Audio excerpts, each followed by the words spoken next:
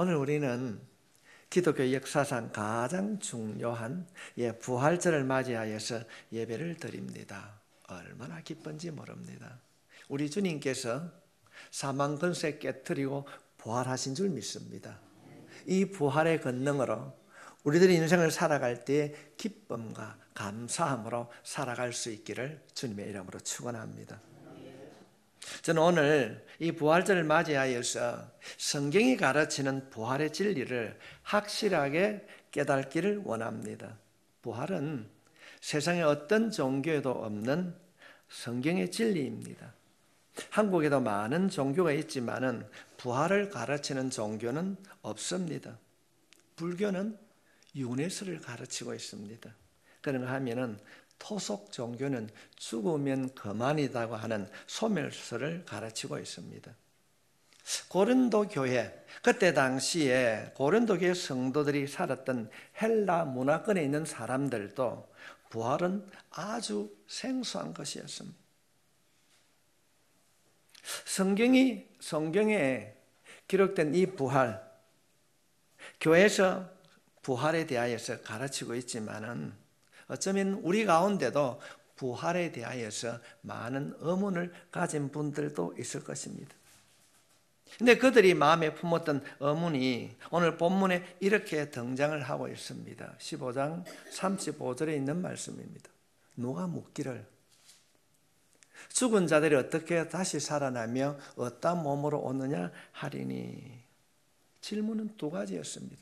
첫 번째는 어떻게 죽은 자가 다시 살아날 수 있는가? 죽은 자가 살아날 수 있습니까?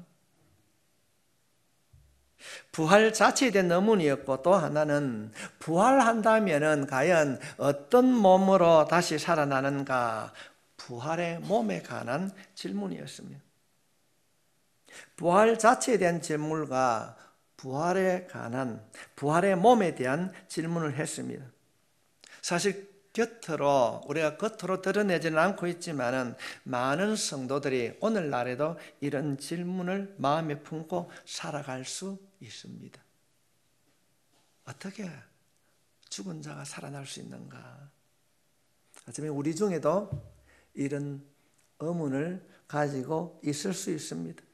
하나님께서는 그때 당시에 많은 사람들이 헬라 문화권에 있는 사람들이 성경을 통하여서 예수님은 부활하셨다고 했을 때 의문을 가지고 있는 그들에게 오늘 본문을 통하여서 부활에 대한 그들의 의문을 가지는 그 질문에 대하여서 너무나도 분명하고 확실하게 가르쳐주고 있습니다. 그들의 질문에 대답하고 있는 것입니다. 오늘 부활절을 맞아 부활에 대한 성경의 진리를 정말로 분명하고 명확하게 알고 부활의 기쁨을 누리며 살아가는 우리 모두가 되시길 주님의 이름으로 축복합니다.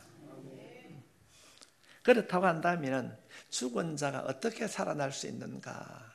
부활은 가능한 것인가? 성경은 식물이 열매 맺는 과정을 통하여서 우리들에게 설명하고 있습니다.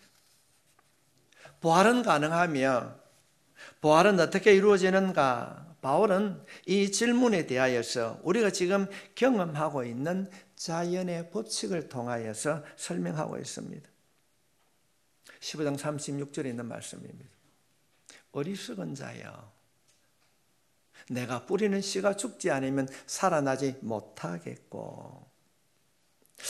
바울은 부활의 의문을 가진 자에게 우리가 해마다 씨를 뿌리고 거두는 농사를 관찰하고 말씀하십니다. 우리가 어떻게 열매를 수확할 수 있습니까? 우리는 시골과 접하 있는 곳으로 우리가 살아가고 있기 때문에 그걸 너무나도 잘 익숙히 알고 있습니다. 그 방법은 씨를 땅에 뿌립니다. 묻습니다. 그래서 썩게 하는 것입니다. 만일 뿌리고 묻었던 그 씨가 죽지 아니하면 어떻게 열매를 거둘 수 있는가? 맺을 수 없습니다. 거둘 수 없습니다. 예수님께서 똑같은 진리를 설명해 주고 있습니다. 요한복음 12장 24절 말씀에 주님이 내가 진실로 진실로 너에게 이르노니 한 알에 밀이 땅에 떨어져 죽지 아니하면 한 알 그대로 있고 죽으면 많은 열매를 맺느니라. 열매 맺는 방법, 땅에 묻히는 것으로 되는 것이 아닙니다. 땅에 묻힌 씨가 반드시 죽어야 됩니다. 죽어야, 씨가 죽어야, 씨가 썩어서 죽어야만이 거기서 식물이 자라나 열매를 맺습니다. 이 원리를 모르는 사람은 아무도 없습니다.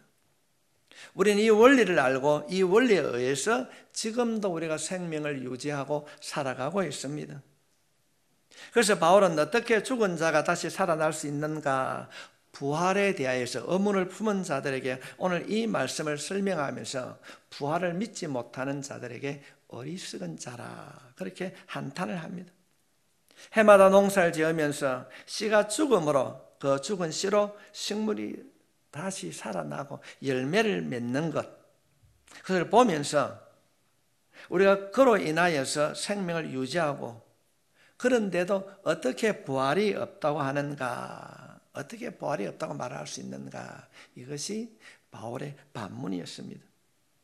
바울이 말하는 요점은 명확합니다. 부활을 의심하는 자들은 도대체 죽은 자가 어떻게 다시 살아나는가, 우리가 전도하면은 예수가 살아났다는 것을 말하면은, 보여주면은 내가 믿겠다는 분들도 많이 있습니다. 성도 여러분, 성경은 우리가 죽어야 살 수 있다고 말씀하십니다. 그렇습니다. 우리 주변에는 부활의 진리가 역동적으로 역사하고 있습니다. 날마다 부활의 진리를 우리가 목도하고 있습니다. 그러면 성도 여러분, 부활을 이상하게 여기지 마십시오. 예수님은 부활하셨습니다. 이것이 하나님의 법칙입니다. 하나님께서는 이 부활의 진리를 우리의 삶 가운데, 우리의 생활 주변에 아주 가까운 곳에서 허락해 주셨습니다. 그 진리를 통하여서 우리가 오늘 또 음식을 먹고 생명을 유지하고 있습니다. 씨가 죽어야 식물이 자라고 열매를 맺습니다. 씨가 죽어야 식물이 자라고 열매를 맺습니다. 마찬가지로 내 몸이 죽어야 다시 살아나게 될 줄 믿습니다. 성도 여러분, 이것이 전혀 이상한 일이 아닙니다. 그러므로 부활에 대하여서 어리석은 자가 되지 말고 오늘 부활절을 맞이하면서 다시 한번 하나님께서 허락한 이 자연의 법칙을 보며 하나님의 능력으로 일하는 여러분이 되시길 주님의 이름으로 축복합니다. 우리의 인생을 살아가면서 부활을 확실하게 믿으면 우리의 삶이 달라질 줄 믿습니다. 주님은 부활하셨습니다. 그 주님을 믿는 우리들 또한 부활하게 될 줄 믿습니다. 그렇다고 한다면, 부활을 한다면 내가 어떤 몸으로 내가 부활할 것인가, 지금의 몸과는 전혀 다른 몸으로 부활하게 될 줄 믿습니다. 부활하는 몸은 어떤 몸인가? 예를 들면 우리 가운데 장애를 가진 분들도 있을 것입니다. 그러면 부활할 때에 그 장애를 가진 몸으로 부활하는가? 아닙니다. 지금의 몸과는 전혀 연관이 없습니다. 지금에 가지고 있는 몸과는 전혀 완전히 다른 몸으로 부활하게 될 줄 믿습니다. 어떤 몸으로 부활하는가? 바울은 이 질문에 대하여서 두 가지를 말합니다. 우리가 성경적 용어로 하나는 연속성이고 하나는 불연속성입니다. 이 두 개의 특성을 잘 알아서 부활의 몸에 대하여서 어떻게 그 몸으로 부활할 수 있는가? 먼저 우리 부활의 몸과 우리의 몸 사이에는 불연속적 특성이 있습니다. 이 말은 쉽게 말씀을 드리면 지금에 있는 그 몸과 부활의 몸과는 전혀 다르다는 것입니다. 이어지지 않는다는 것입니다. 내가 팔에 장애를 가지고 있었는데 부활의 몸을 어떻게 내가 부활하는가? 장애가 없는 몸으로 부활한다는 것입니다. 쉽게 말씀을 드리면 부활의 몸과 현재 우리의 몸과는 이어지지 않는 특성이 있습니다. 바울이 이 진리를 우리의 삶 속에 경험하고 자연 법칙을 통하여서 말씀하고 있습니다. 37절부터 38절에 있는 말씀을 보겠습니다. 또 내가 뿌리는 것은 장래의 형체를 뿌리는 것이 아니요 다만 밀이나 다른 것의 알맹이 뿐이로되 하나님이 그 뜻대로 그에게 형체를 주시되 각 종자에게 그 형체를 주시느니라. 쉽게 말씀을 드리면은 우리가 농사를 지을 때에 벽실을 심을 때 또는 밀을 심을 때 씨앗이나 알갱이를 심습니다. 그런데 그 씨앗이 자라남으로 벼가 되고 밀대가 되는 것입니다. 뿌린 씨앗하고는 전혀 다른 형체를 가지고 있습니다. 우리는 계속해서 자연적 현상을 보았기 때문에 그냥 우리 생활 속에 밀씨를 뿌리면은 밀이 자라나고 벼가 자라나고 하기 때문에 우리는 당연하다고 생각을 합니다. 누군가가 처음 벽씨를 뿌렸습니다. 밀씨를 뿌렸습니다. 그리고 이번 자라난 걸 보십시오. 뿌린 벽씨와 밀씨와는 전혀 다른 모습으로 성장하고 있습니다. 우리가 얻은 부활의 몸도 이와 같다는 것입니다. 그런가 하면은 우리 자신의 현재의 몸을 보면서 부활의 몸을 유추할 수 있습니다. 상상해 가지 않을 때도 있습니다. 왜냐하면은 우리가 얻을 부활의 몸은 현재의 우리 몸과는 전혀 다른 특성을 가지고 있기 때문에 그렇습니다. 이것이 성경이 말하는 불연속성입니다.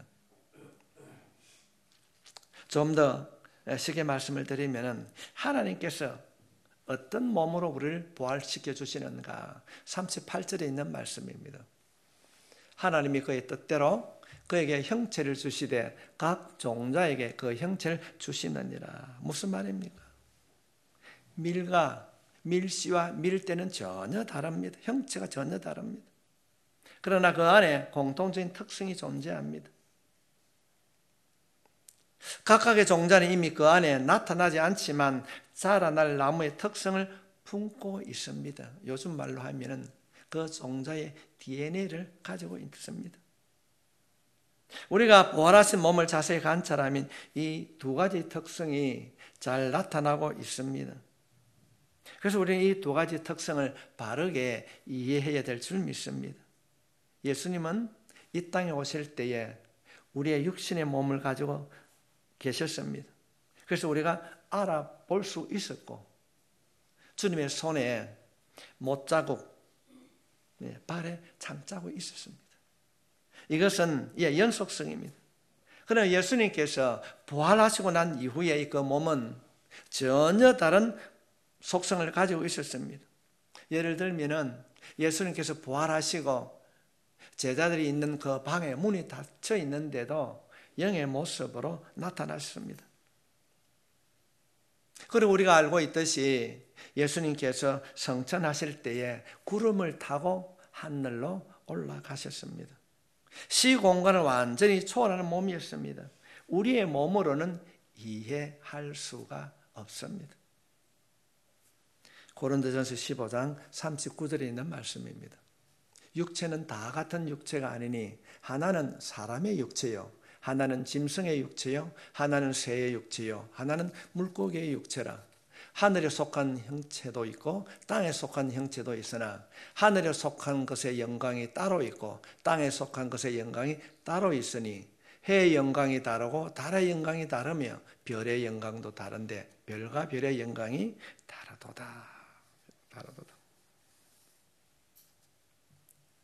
특별히 이것이 생각할 때에 여러분 어렵다고 생각되어지는데 아주 쉬운 말씀입니다. 그래서 어쩌면 하나님의 말씀을 저는 설교자가 필요할 수 있습니다. 쉽게 말하면 새는 날게 되어 있습니다. 물고기는 물속에서 헤엄을 치게 됩니다. 이 세상의 모든 생물들은 각각의 기능을 가지고 각각의 기능이 다릅니다. 여러분 이해가 되십니까?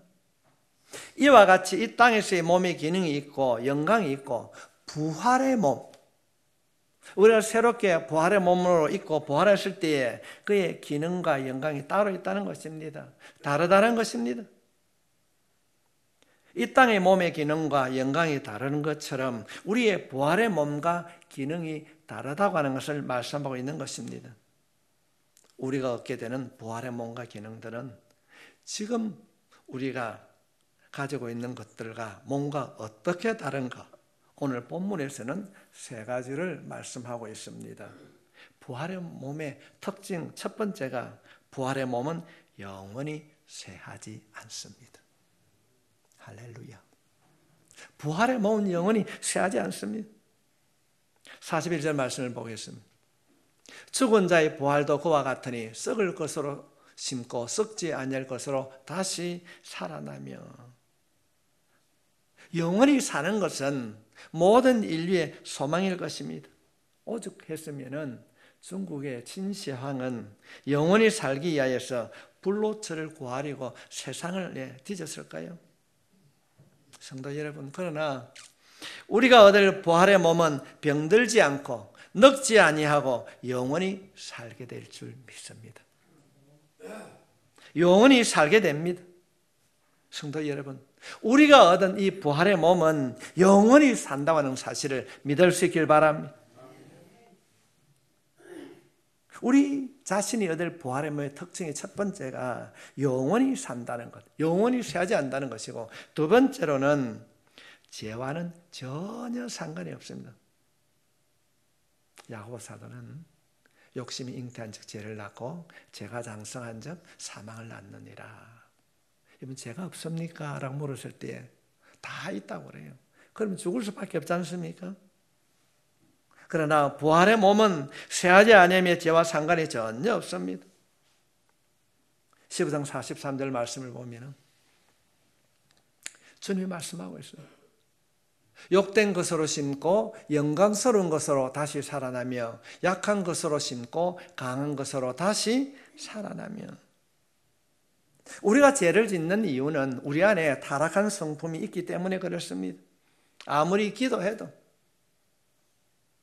아무리 말씀을 따라 살아가려고 노력해도 이 성품은 죽을 때까지 변하지 않습니다. 없어지지 않습니다. 그러나 장차 우리가 부활해서 얻을 몸에는 이 타락한 성품이 전혀 없습니다. 그래서 죄를 봐도 죄를 지을 생각이 없습니다. 욕심 내지 않습니다. 항상 거룩하고 항상 깨끗한 줄 믿습니다. 성도 여러분, 한번 생각해 보십시오. 우리가 이 땅에서 당하는 모든 고통이 죄로 말미암아 당할 때가 너무 많이 있습니다. 그러나 우리가 얻을 부활의 몸은 죄와는 전혀 상관이 없습니다. 얼마나 놀라운 몸입니까? 내 몸이 쇠하지 않습니다. 죄와 전혀 상관이 없습니다. 하나님과 동행하기에 전혀 부족함이 없는 몸으로 부활하게 될 줄 믿습니다. 세 번째로 우리가 얻을 부활의 몸의 특징은 무엇인가? 강함입니다. 강함. 43절 말씀을 다시 보게 되면 욕된 것으로 심고 영광스러운 것으로 다시 살아나며 약한 것으로 심고 강한 것으로 다시 살아난다. 대조해서 말씀하고 있습니다. 여기서 강함은 능력을 나타내는 것입니다. 우리는 어쩌면 연약하고 무능합니다. 그래서 마음으로 간절히 원하는 것을 약한 육심 때문에 하지를 못합니다. 그래서 우리는 늘 한탄합니다. 마음은 원이로되 육신이 약하다. 성도 여러분, 그러나 우리가 얻을 부활의 몸은 이런 핑계가 필요하지 않습니다. 우리가 얻는 부활의 몸은 어떤 몸인가? 마음에 원하는 것을 다 얻을 수 있는 능력을 갖춘 몸입니다. 여러분, 믿을 수 있길 바랍니다. 우리는 이 완벽한 몸을 가지고 절대로 쇠하지 않고 죄와 전혀 상관이 없고 내 마음에 원하는 것을 다 이루는 능력의 몸을 가지고 천국에서 주님과 영원히 살게 될 줄 믿습니다. 성도 여러분, 이것이 부활의 진리입니다. 주님께서 어느 날 나솔의 죽음으로 인하여서 슬픔에 젖어 있는 그들의 가정에 신방을 했습니다. 오라버의 죽음으로 인하여서 슬퍼하는 마리아에게 주님이 말씀하십니다. 요한복음 11장 25절로 26절에 있는 말씀을 보면은 슬퍼하고 있는 이 마리아에게 이렇게 말씀합니다. 예수께서 이르시되 나는 부활이요 생명이니 나를 믿는 자는 죽어도 살겠고 무릇 살아서 나를 믿는 자는 영원히 죽지 아니하리니 이것을 내가 믿느냐. 지금 예수님은 부활에 관하여 설명하고 있습니다. 죽어도 살겠고 예수를 믿으면 이 땅에서 죽어도 부활의 몸으로 다시 살아난다는 것입니다. 그리고 살아서 나를 믿는 자는 영원히 죽지 않는다고 하는 것은 믿는 그 순간 우리는 이미 영생을 얻었기에 그 순간 우리는 영원히 죽지 않는 존재가 되었다는 것입니다. 여러분은 영원히 사는 존재가 된 줄 믿습니다. 어려워 보이고 깨달지 못하지만은 영접하는 그 순간 우리에게는 하나님의 나라, 하나님의 자녀가 되는 권세가 주어진 줄 믿습니다. 영생을 얻었습니다. 우리가 예수를 믿기만 하면, 마음에 영접하면 우리는 장차 부활의 몸을 받을 것입니다. 그래서 지금 이 몸은 죽지만 부활의 몸으로 다시 영원히 살게 될 줄 믿습니다. 예수님께서 이 사실을 마리아에게 설명한 후에 내 말을 너가 믿느냐? 우리가 이 부활절 우리 자신이 주님 앞에 대답해야 될 말인 줄 믿습니다. 너가 나를 믿느냐? 부활의 주를 믿느냐? 우리는 짧은 시간에 부활에 대하여서 배웠습니다. 어떻게 부활할 수 있는가? 하나님께서는 식물을 통하여서 우리들에게 말씀해 주셨습니다. 하늘의 씨앗이 땅에 떨어져 죽어야 살게 됩니다. 내가 죽어야 삽니다. 어떤 몸으로 오시는가? 연속성과 불연속성을 배웠습니다. 우리가 받을 이 몸은 비슷하지만 완전히 다릅니다. 영원히 쇠하지 않습니다. 죄와 상관이 없습니다. 강한 몸으로 부활하게 될 줄 믿습니다. 예수님 오늘 예배를 드리는 여러분들에게 묻습니다. 내가 이것을 믿느냐? 부활을 믿느냐? 어쩌면은 믿는 우리에게 죽음은 축복입니다. 이거 한번 생각해 보십시오. 만일 우리가 부활의 몸이 아닌 지금 이 몸으로 영원히 산다고 한번 생각해 보십시오. 그것이 축복이 될 수 있겠습니까? 제가 이전에는 장수가 축복인 줄 알았습니다. 요 근간에 많은 장례를 치루었습니다. 장례를 가서 제가 집전하기도 하고 말씀을 전하기도 하는 가운데에, 묵상하는 가운데에 장수가 축복이 아니더라고요. 어떤 분은 요양원에서 15년 살다가 가셨어요. 저는 그렇게 생각합니다. 저는 개인적인 생각입니다. 성도들은 80이 넘으면 병원 가지 말고 가정에서 말씀으로 자신을 준비할 수 있길 바랍니다. 얼마나 그 죽음이 아름다울까. 우리는 어쩌면 예수 믿는 사람은 생명 연장 포기각서를 써야 된다고 생각합니다. 자녀들 위하여서 산소 호흡기를 가지고 내가 10년, 20년 그렇게 사는 것이 아니라 부활하신 그 믿음이 우리 안에 있다고 한다면 죽으면 아브라함 품에 거하게 될 줄 믿습니다. 죽어야 다시 삽니다.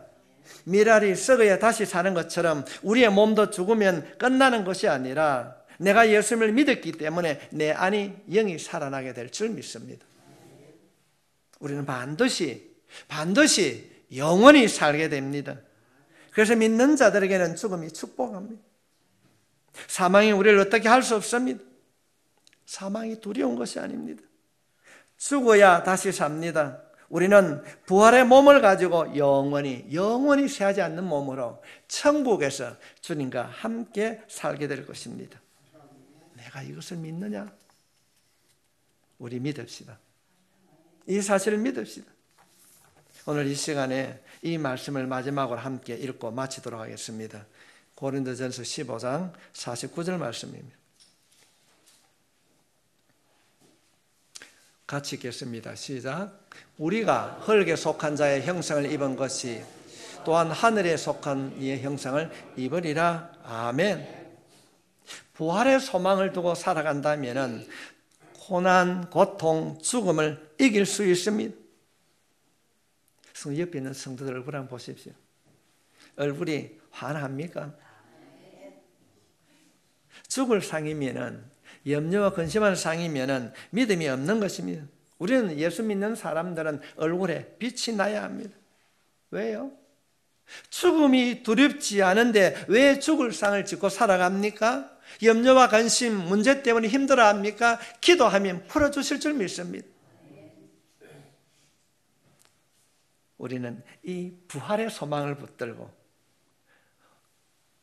영생, 영원히 살 것을 믿으며 기쁨으로 살아가는 우리 모두가 되시길 주님의 이름으로 축원합니다.